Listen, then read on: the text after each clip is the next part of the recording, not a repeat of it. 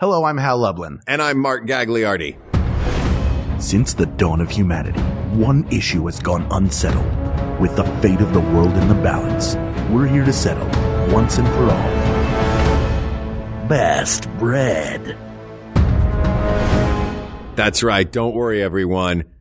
We got this. Podcast should have a theme song. Podcast should not have a theme song. Yes, they should. No, they shouldn't. They sound good. Yeah, but people are just going to skip past it. You know what? You're right. We got this. Hal, with all of the food episodes we have done, how have we not done best bread? It is the most basic of all human foods. It is the reason for civilization to exist. Mm-hmm. Yeah, we love a bread. We're carb positive here. Oh, man. I'm trying so hard not to eat carbs right now, but talking about bread for an entire episode is going to make me run directly to the bakery after this. Do you remember last episode when we were talking about pasta sauces and Jennifer had been cooking spaghetti and I could smell it?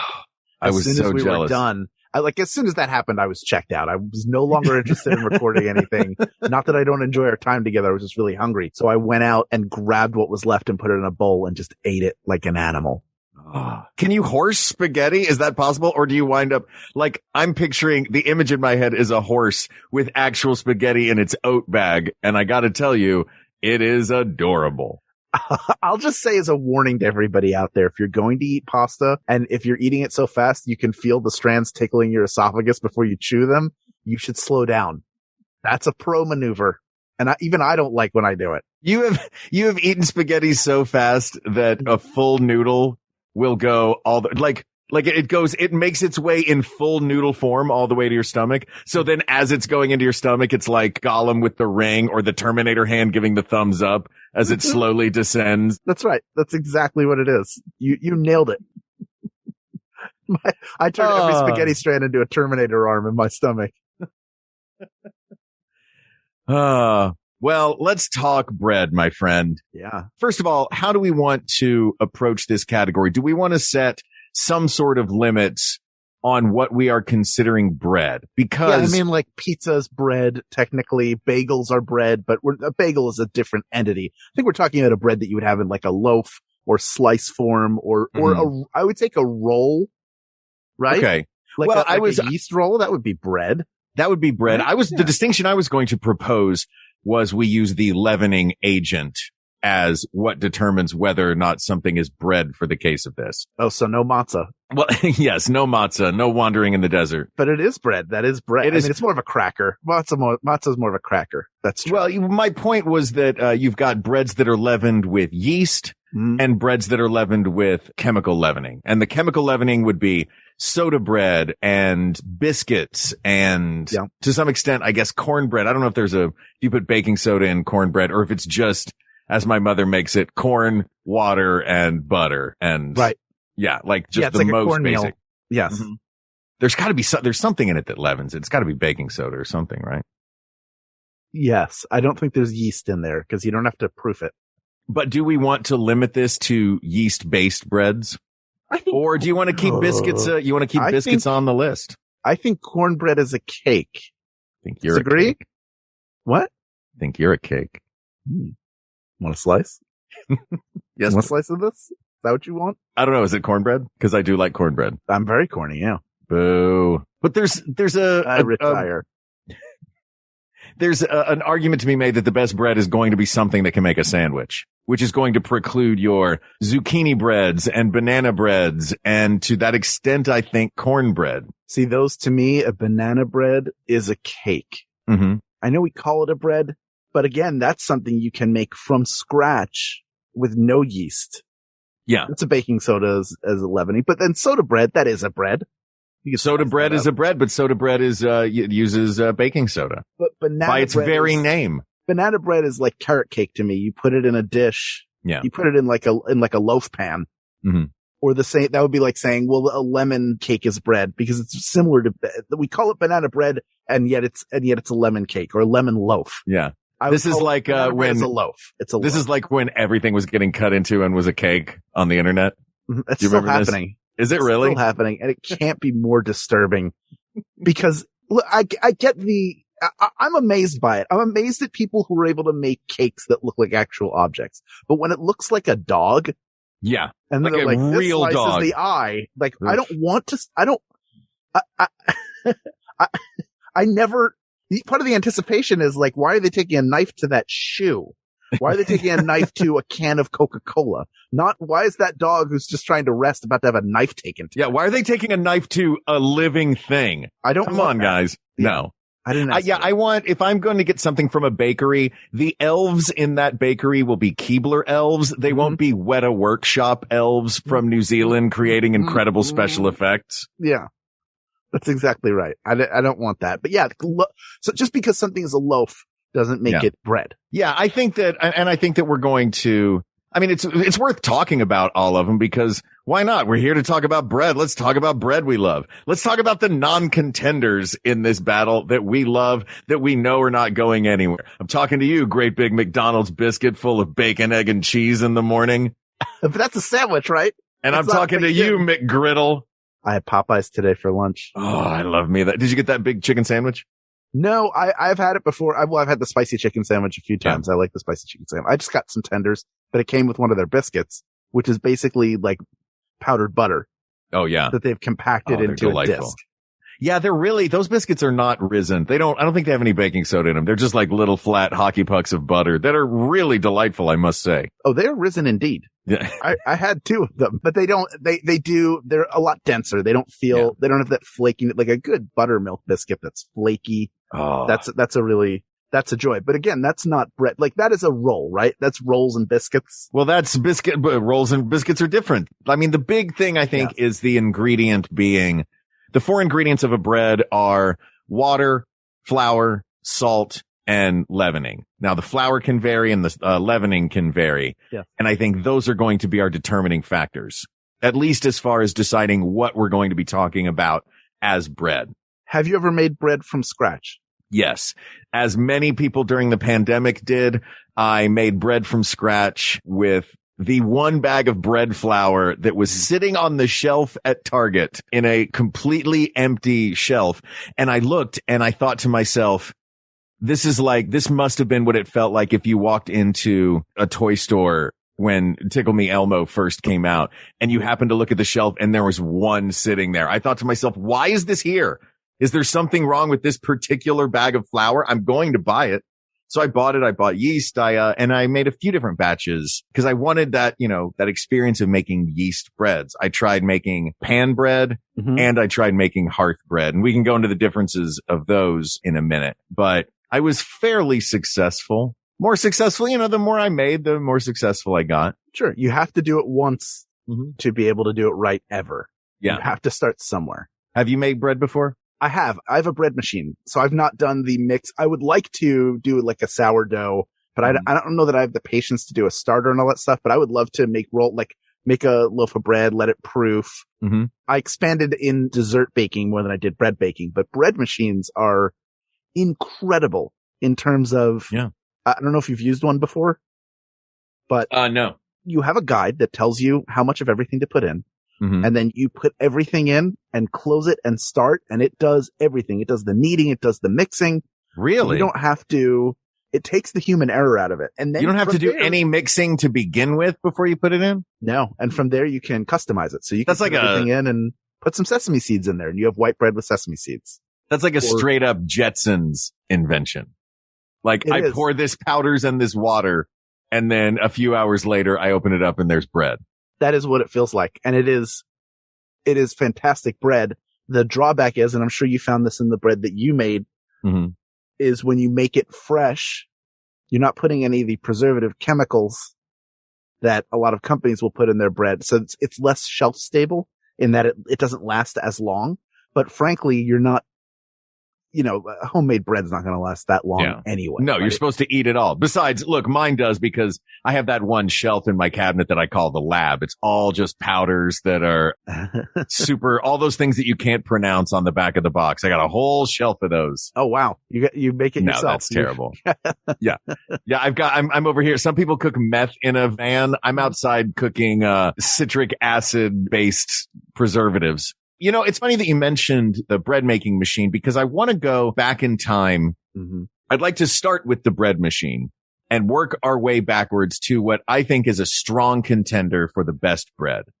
So mid 20th century or so, you get your bread machine. Early 20th century, you get the advent of sliced bread. Mid 1800s, Fleischmann's invents active dry yeast. So all of these different milestones in bread are really only about 150 years old or so.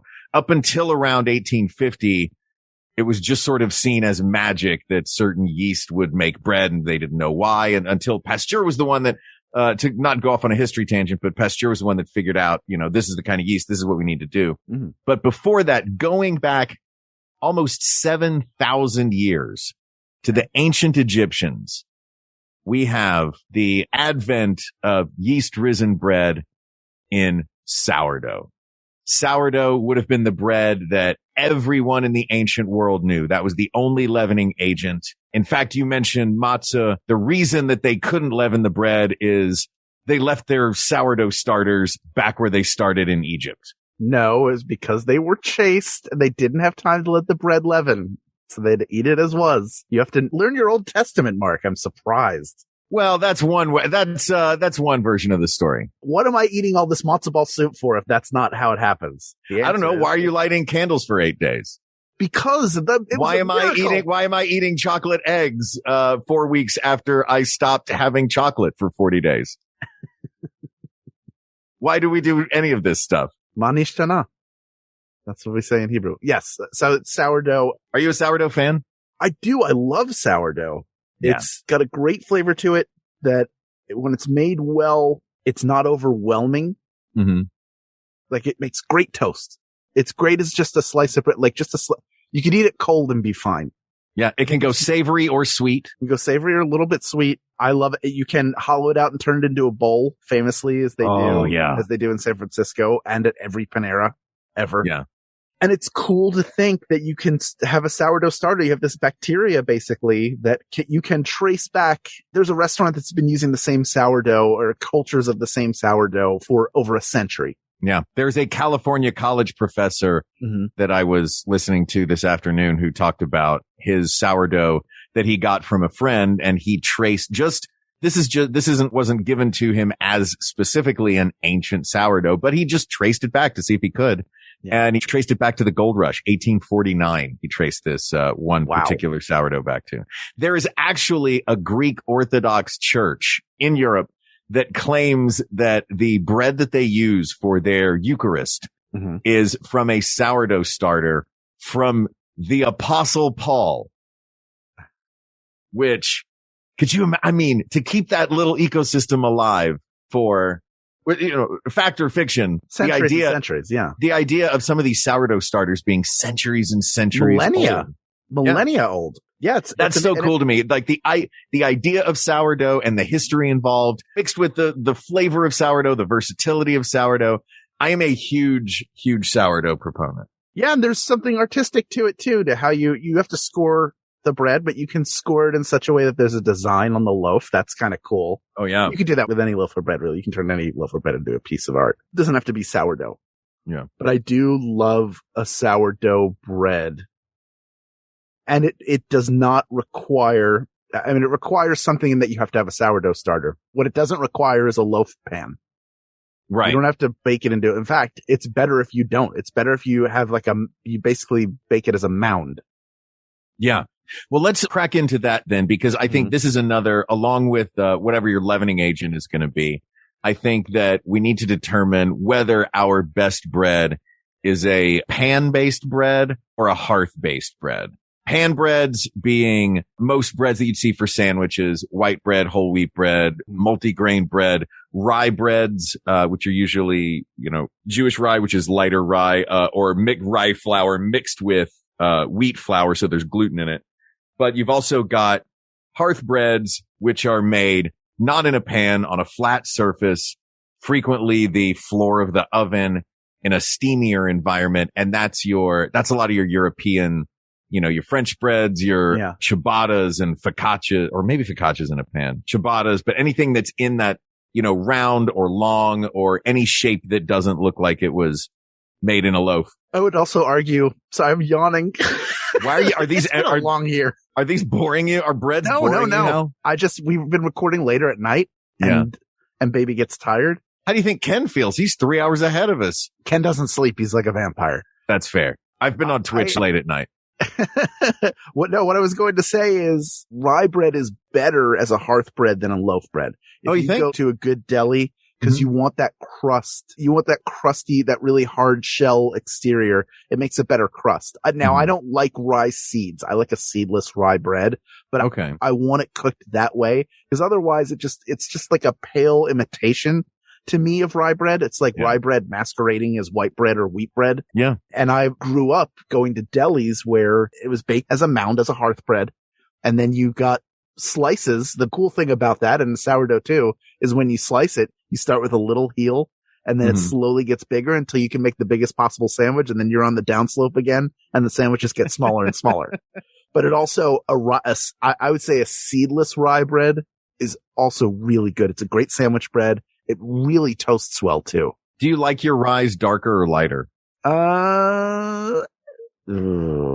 long as it's got that shell, I'm a little bit agnostic as to whether it's darker or lighter. I do like a little bit of sponginess, I guess.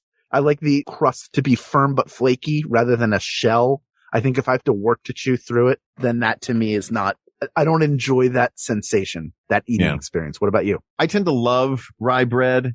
I love the caraway seeds. If I'm having rye bread, I want the works. I want the caraway seeds. I want marble rye. I love a marble rye. Marble rye's great. I like that sort of deeper, darker, nuttier taste. I would argue, you do a thing that I love where you look on the positive side of things, because I would never have guessed that slicing a hearth bread would be a net positive in the inconsistency of the size of the sandwich.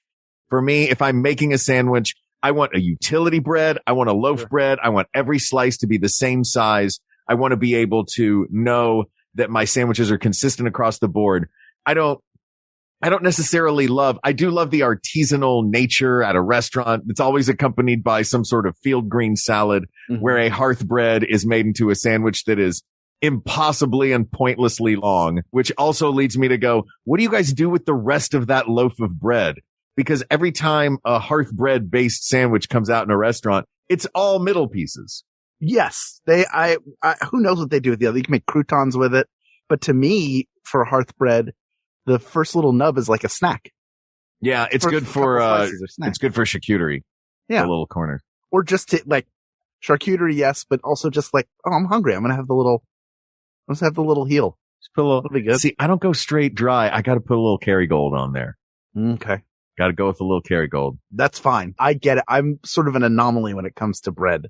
Yeah. Although if I'm toasting it, I have to put butter on it. Yeah. Love butter on both a rye and a sourdough. Now a marble, which is rye and pumpernickel. I don't care. Pumpernickel bread is fine. Is pumpernickel a kind of rye? No, I don't think so. Well, you're going to look it up? Of course I am. Come on. I think it stands for devil's farts. That's what pumpernickel means. I'm sorry, what?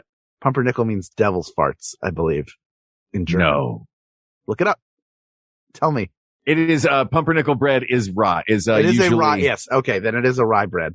It's usually made with rye, but it's made with something else. Oh, there's a specific kind of flour called pumpernickel flour. Pumpernickel flour. And then the translation of pumpernickel is? Hold on. Now I got to look it up. Now you look that up. This is part of it. We're putting the live research in so you can hear. This is your opportunity. Ken does not have to edit this out. Wow. Part of it. Hal, I apologize. Pumpernickel translates to the devil's fart. Correct. Why does pumpernickel bread smell good and yet get the name the devil's fart? Because if I was going to think of something that smelled the worst possible way, I would maybe describe it as smelling like the devil's fart. I would say the devil is, that makes sense, but I would say the devil is crafty. The devil's always trying to lure people in. That's true. The devil could make his farts smell great. Yeah. To suck you into his farts. Yeah. Oh, my farts smell like bread. Aren't I great? Don't you want to hang out? Sign this. Wait, why am I signing this? All I'm doing is smelling your delightful bread farts. legally binding. Oh no. Well, all right. Sign. It does smell delicious. Now, if I'm just typing MG, does DocuSigning count as signing a deal with the Initial devil? and sign. Do I have to change the color of the font to red first so it's like blood? Okay, I never thought of that. Keep smelling. Oh, I can't be mad at you, devil, with all these delicious pumpernickel farts that you're dropping. I'm such a scamp. Yeah, pumpernickel bread is fine. It feels specific. Yeah. I don't know if that makes sense, Yeah, I get that. but it's like, yeah, it's fine as a sandwich bread. I don't think it's a great toast. No. I think it's more limited in scope than a rye or a sourdough. And like my favorite bread as like a treat Mm-hmm. is the same way. What's your favorite treat bread? I love cinnamon raisin bread. Oh, sure. It's I love wonderful. cinnamon raisin I had it, we used to make PB&Js with it when I was a kid. Yeah, so you can make a you can get away with making a PB&J with it. Oh, yeah. It's a decent French toast. It's a great toast and just as a warm bread on its own. However, it is not as useful in a variety of ways as a more standard bread is. And I think the flexibility of all the different ways that the bread can be used has to count for something. Yeah. Well, it's more of a specialty kind of loaf bread. Loaf bread's being, or like pan bread, I mean. Pan bread's being the utility bread that you're going to make most of your sandwiches with, that you're going to see the long plastic wrapped Wonder Bread. That is a pan bread with Uniform a very slice. rectangular uniform slice. Whatever you do inside, what happens in the pan stays in the pan. You can go cinnamon and raisin crazy on that, but it's still going to maintain that size and shape. Is there a pan bread in particular that you're a fan of more than others? I mean, I'm a sucker for good old white bread. Yeah. It's great for a grilled cheese. It's great for a PB&J. Great for a French toast. I like a brioche for French toast. Oh yeah. I like a bigger, fancier bread. Or challah. Challah's a I like type of challah. bread. That's a hearth bread. I mean, that's, Challah's a great hearth bread. I think, you know what? Let's do this. yeah. Let's take a little tour around the world. Okay, wait, no, before we do that, Let's take a little tour to the break. How about that? how about we take a little tour to, the second I said, let's take a little tour around the world, ding, time for an ad break pops up on my screen. So let's take a quick break. You can find out about some of the other wonderful shows on the Maximum Fun Network, our brother and sister and sibling shows that we love. We'll be right back. Hey, did grad school ruin your reading habits? Oh my God, all those books you had to read for grad school. Did becoming a parent destroy your ability to focus on a book? Did the pandemic tank the number of novels you can get through in a year? Ugh, that happened to everyone, and we're Reading Glasses, and we're here to help. We'll get you out of a book slump, dismantle all that weird reader guilt. Which we know you have a lot of, but most importantly, we'll help you fall back in love with reading. Reading Glasses, every Thursday on Maximum Fun. Congratulations! You've won a ticket to attend an exclusive opportunity in a relaxing environment with two lovers. Wow. Well, this sounds like a sort of proposition of sorts, but really it's an ad for our podcast. Wonderful. It's a show we do here on Maximum Fun where we talk about things that we like and things that we're into. I'm Rachel McElroy, and you just heard Griffin McElroy, and we are excited for you to join us as we talk about movies and music and books. Things like sneezing or the idea of rain. Can you get news or information you can use? I don't think so. Absolutely you cannot, because we're here to talk to you about pumpernickel bread. You can find new episodes on Wednesdays. So catch the wave. And we're back. Let's take a little tour around the world, shall Now we? we can do it. Sure. I think there are some international breads worth mentioning. You mentioned challah and brioche being two of them, one from France, one from the Middle East. I mean, is it specifically Israeli as challah? Or is it a European bread that is European Jews? It's baked around the world. Gotcha. Baked the world round. Yes. You've got some fantastic flatbreads in the Middle East. You've got pita, za'atar, lavash. Mm-hmm. You've got naan in India. Yes. Some really fantastic flatbreads out there. I do love a pita pocket sandwich. You have that Egyptian one that puffs up real big. I cannot remember the name of it, but Egyptians eat more bread than any other country in the world. I found that out also. But, and then in Europe, you have ciabatta and focaccia in Italy. You've got pretzels from Germany. You've got the baguette from France. You've got the croissant from Austria. Yeah. Wait, hold on. Pretzels are not bread.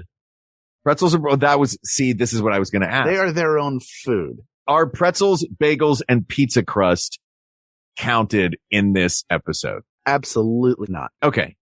Well, that's good to know. Yeah. I mean, you can make a pretzel bun, but really what you're doing is taking the properties of a pretzel and applying it to bread. You don't get a pretzel, like a big Bavarian pretzel or even a Philly pretzel. For the sake of argument, cause it has to be soft, right? Yeah. So let's go with the most well-known soft pretzel, the Figure 8 in Philadelphia, or a big Bavarian, either way. You would have to slice it. I heard you sneak that in there. You would have to slice it lengthwise to open it up to make a sandwich. Yeah. Like it's one of those things that like Guy Fieri would be like, I found a place in Jersey that's turning pretzels on their rear. Dude, did you see where Guy Fieri was last night? No, was he in my home? Yeah, he was in your home. I smelled it. Because Guy Fieri was at Largo at the Coronet. What was he doing there? Thrilling Adventure Hour. I don't know. Liesel, the photographer, posted it on Instagram today, and it was such a weird thing seeing our backstage that we've known for so many years, and boom, the mayor of Flavortown's there. Which room was he in? He was in the hallway. Okay. Closer to our room or closer to the other room? You sound nervous, Hal. Do you think No, I'm just curious. I'm trying to picture it. Or is he doing like the classic picture where... He's doing the classic picture where you stand in the hallway. Up on the stage, taking the picture of exactly. Everybody. Yeah. Okay. And he's in the hall. Yeah. All right. But yeah, anyway. Okay. I think you're right in that our best bread is going to be a bread that you can make a sandwich out of. Right. Or a bowl of soup out of.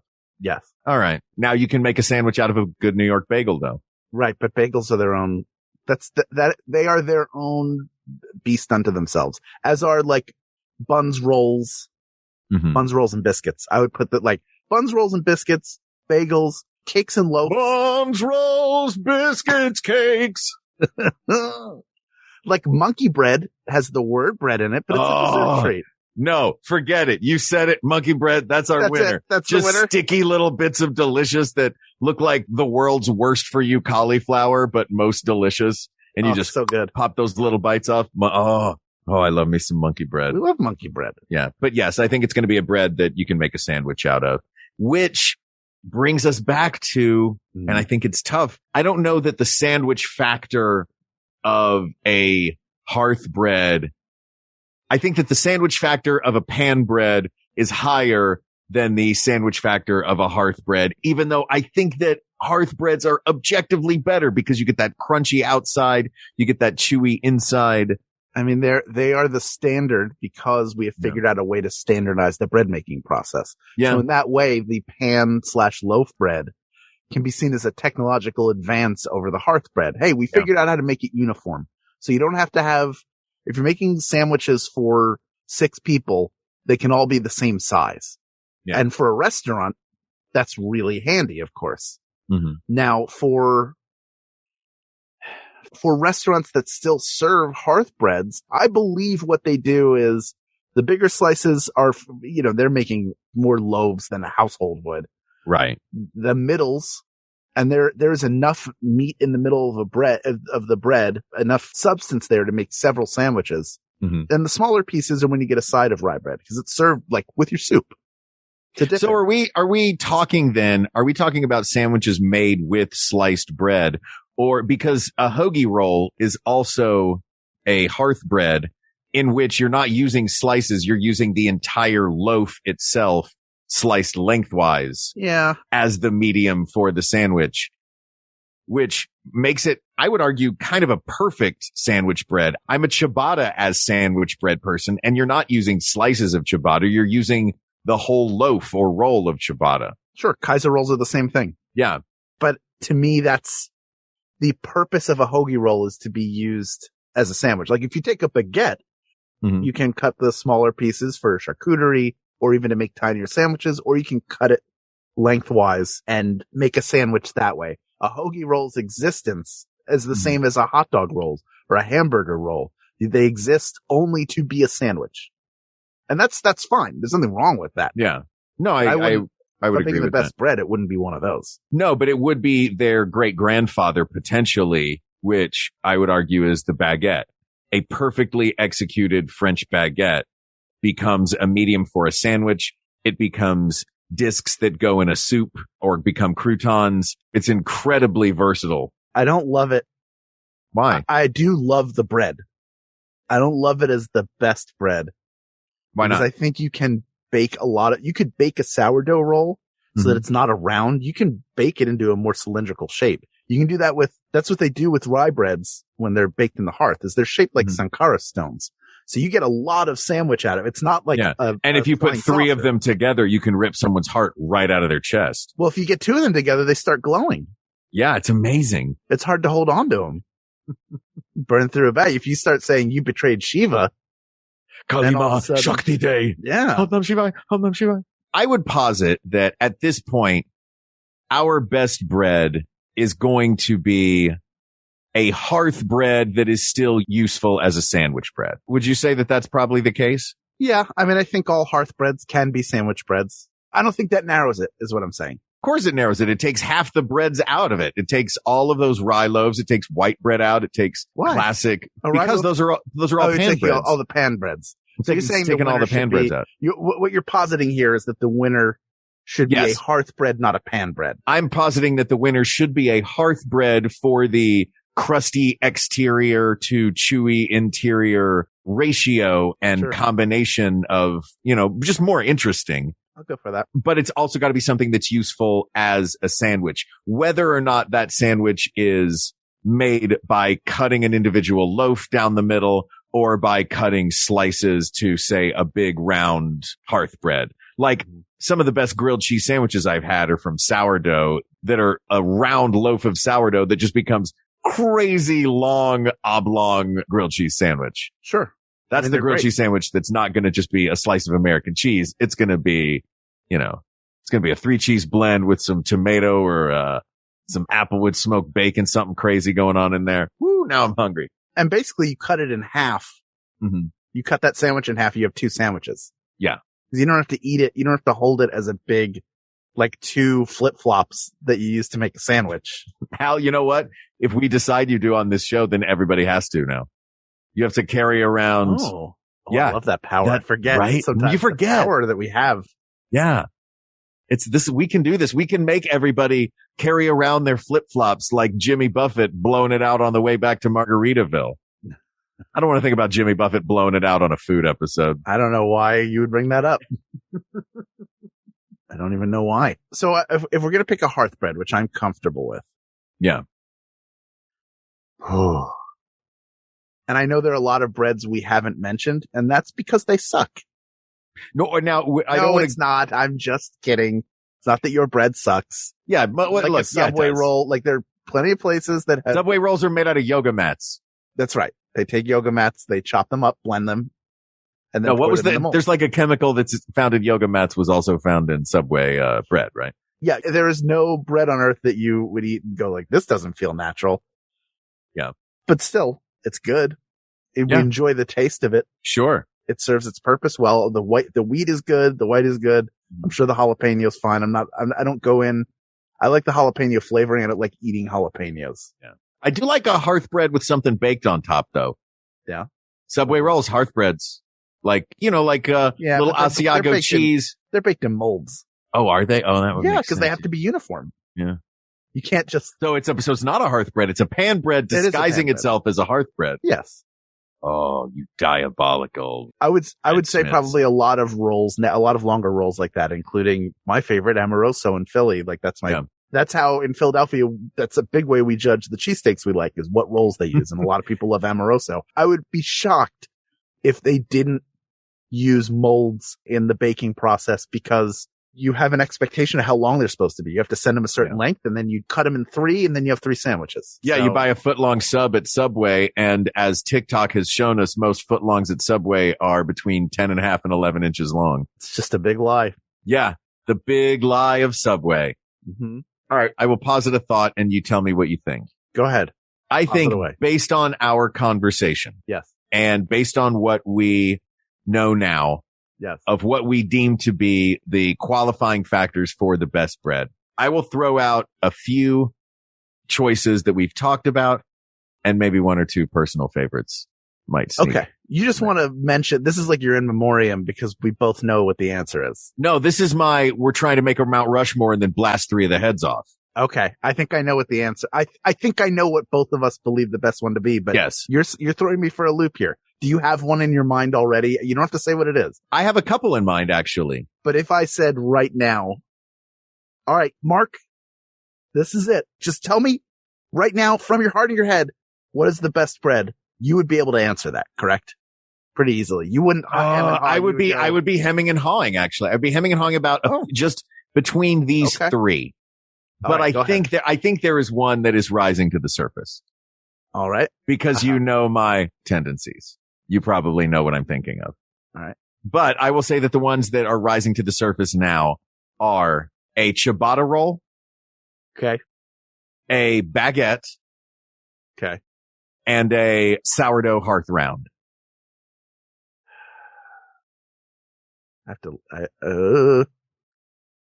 Yeah. I mean, ciabatta's okay. Ciabatta's a little thin for me as a bread.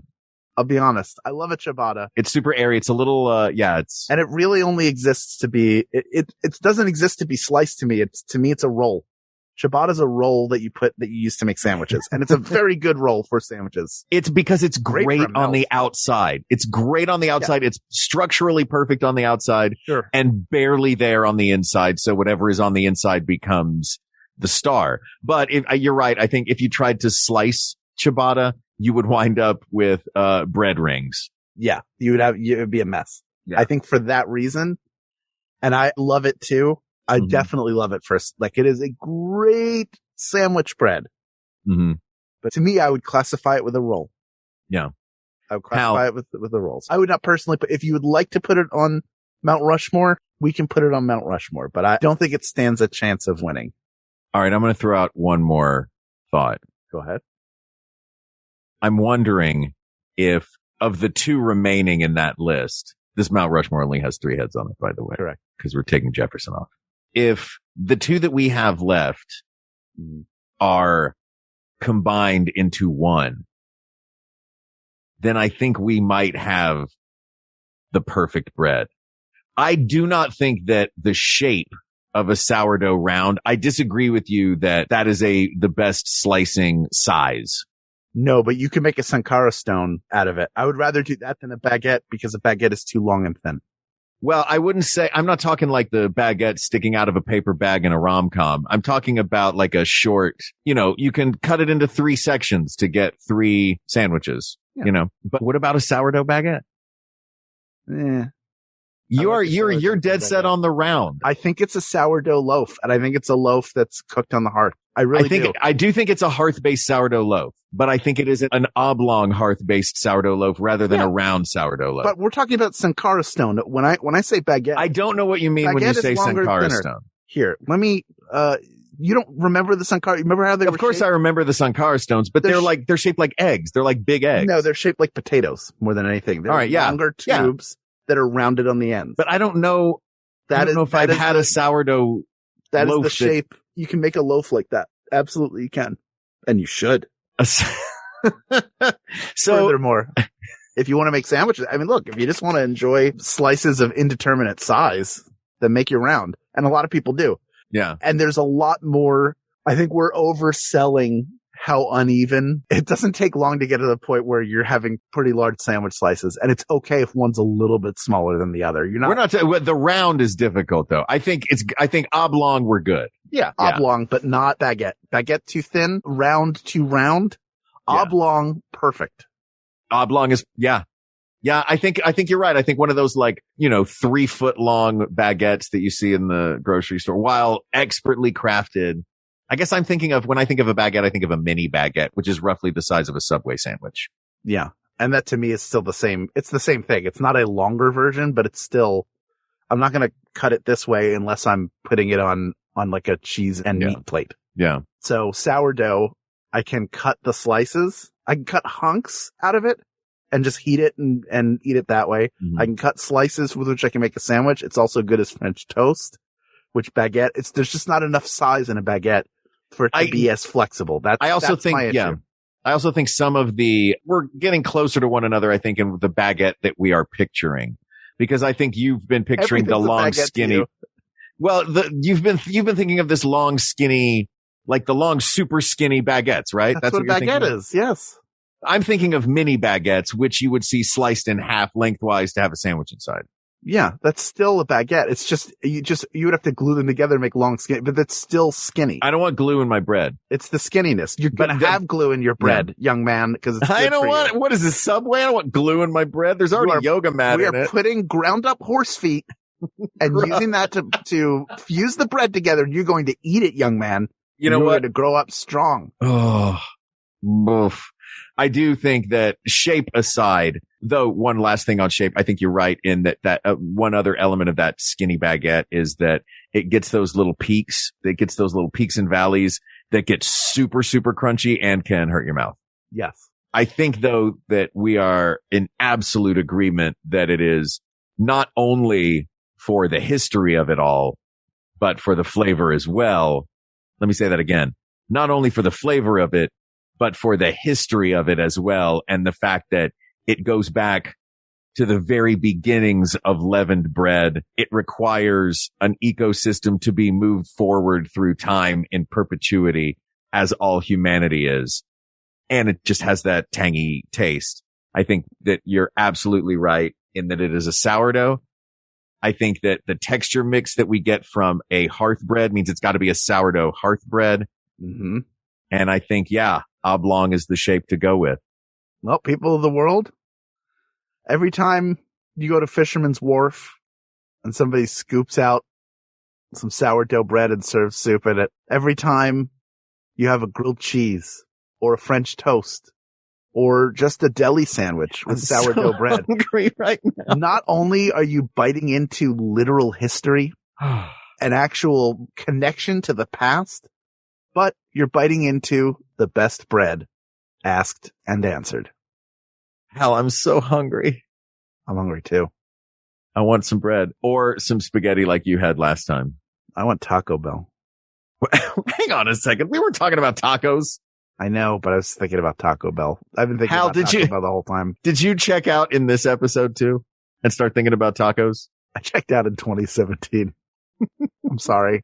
It's not you. It's me. It's me. It's the journey I'm on. It has nothing to do with you. Hey, man. But I also want to thank YDub, who submitted this one a very long time ago. I think long enough ago that it was on Reddit. Wow. YDub38 suggested this. So thank you, YDub38.